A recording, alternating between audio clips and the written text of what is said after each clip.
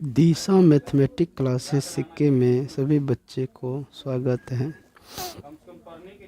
जो भी बच्चे इस चैनल को सब्सक्राइब नहीं किए हैं वो सब्सक्राइब कर लेंगे, क्योंकि आज से हम जो इस चैनल पे 10th के मैथ जो है उसमें पहला चैप्टर रियल नंबर वास्तविक संख्या के बारे में बताएंगे। जो पहला चैप्टर है अभ्यास 1, उसमें सारा क्वेश्चन आंसर भी कराएंगे। उससे पहले हम जो है डेमो क्लास लेते हैं। उस सभी चीज़ को जो उस चैप्टर में दिया है उनको पहले समझते हैं। तो वास्तविक संख्याओं को जानने के लिए सबसे पहले प्राकृत संख्या को जानना है। किसको जानना है? प्राकृत संख्या को। प्राकृत संख्या, प्राकृत संख्या किसे कहते हैं, सबसे पहले ये जानना है हमें। तो कह रहे हैं लिखिए मेरे साथ साथ, किसी वस्तु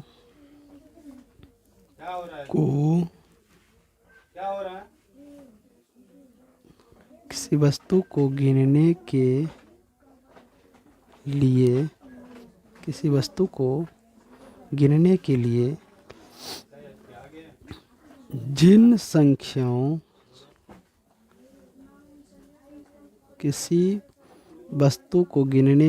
जिन संख्याओं का प्रयोग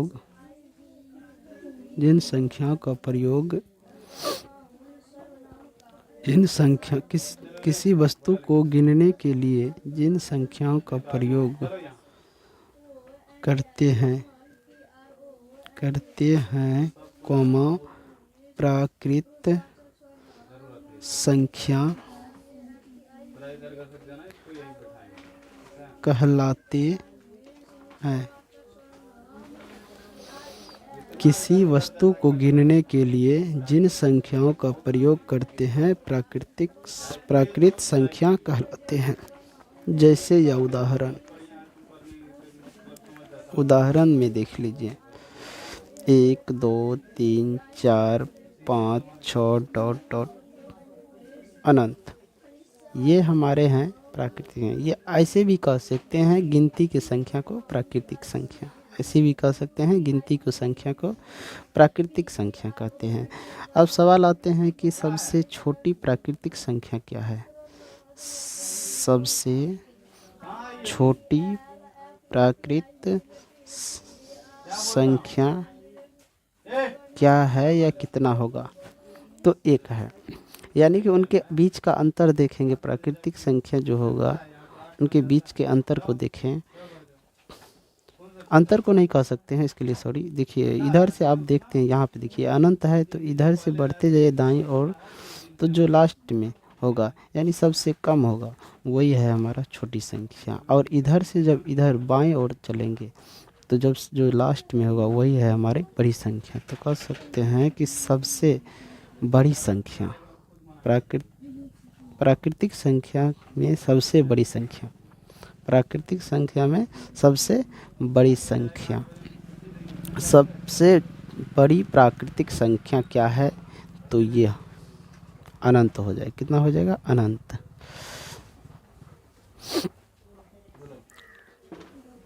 कितना हो जाएगा? अब लोग को नहीं दिख रहा था, तो चलिए देखिए, कह रहे हैं सबसे बड़ी प्राकृत संख्या क्या है, कितना होगा? तो सबसे बड़ी प्राकृत संख्या जो है वो अनंत है, और सबसे छोटी जो है 1 है। समझ गए? अब सवाल आते हैं कि प्राकृतिक संख्या कौन है कौन नहीं है, इसे पहचानना है। गिनती की संख्या तो हमने अभी दिखा दी है। गिनती की संख्या तो जो भी गिनती की संख्या में आ रहे हैं, अब कुछ उदाहरण देते हैं जिसे समझना होगा ये है कि नहीं। जैसे मान लो 2.3 0.8 9.5 5/2 4/3 6/9। अब इस सब में बताना है कि कौन प्राकृत संख्या है कौन नहीं है, यह सब है। तो तुम लोग देख सकता है कि इनमें गिनती की संख्या तो सब ठो है, लेकिन कैसे हैं तो ये अब बताते। 2 भी गिनती संख्या है, 3 भी है, लेकिन 2.3 नहीं है। 8 है तो 0 नहीं है, तो बीच में दशमलव है। 9 है, 5 है, लेकिन 9.5 नहीं है। 2 है, 5 है, लेकिन 5/2 नहीं है। तो ये सब गिनती की संख्या नहीं है। यानी इसके अंक देखिए, 8 तो है, 9 भी है, 5 भी है, और ये सभी है। लेकिन जो है ना यहाँ पे जो दशमलव दे दिया और बटा के रूप में है, तो इसे हम नहीं कह सकते हैं प्राकृतिक संख्या, यानी कि नहीं है, ये नहीं है प्राकृतिक संख्या। आगे आते हैं, बताते हैं, कह रहे हैं कि 2 क्रमागत प्राकृतिक संख्या का क्रमागत कितना होता है। 2 क्रमागत प्राकृतिक संख्या का क्रमागत कितना होता है, तो अब ये बताना है। ये सवाल पूछते हैं कि 2 क्रमागत प्राकृतिक संख्या का क्रमागत। तो 2 क्रमागत प्राकृत संख्या का क्रमागत। 2 क्रमागत प्राकृतिक संख्या का क्रमागत 1 होता है। इसी में 2 क्रमागत प्राकृतिक संख्या का मौसो यानी कि महत्तम समावर्तक HCF कितना होता है, वो भी 1 होता है। चाहे तो आप उदाहरण पेश करके देख सकते हैं। देखिए 2 और 3 क्रम के अनुसार है, तो 2 से हम 3 में दे दें, भाग मौसो निकाले, महत्तम समावर्तक बनाए, तो 1 2 1 बचा। अब 1 से 2 कट रहा है। उसी प्रकार देखो 4 है, 5 है, ये भी क्रम के अनुसार है, तो 4 से 5 में दे सकते हैं, तो भी हमारा 1 आ रहा है। तो हम कह सकते हैं कि 2 क्रमागत प्राकृत संख्या का मौसो 1 होगा। समझ गए। अब आते हैं कि इन सभी का प्रथम प्राकृतिक संख्या का योग कैसे निकालें। कोई भी संख्या दिया रहे, उसका योग कैसे निकाले। तो मान लो कि एक क्वेश्चन हम दे देते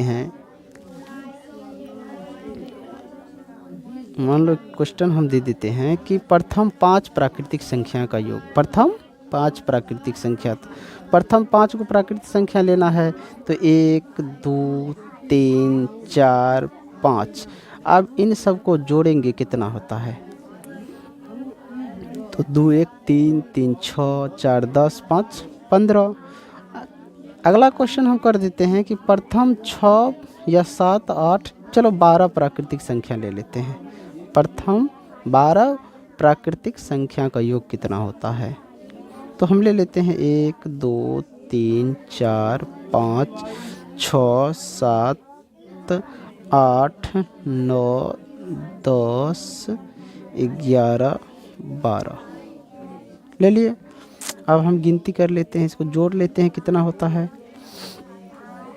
2 1 3 3 6 4 10 5 15 6 21 21 7 28 28 8 36 36 9 45 10 55 55 11 66 66 और 12 78। कितना हो गया, 78।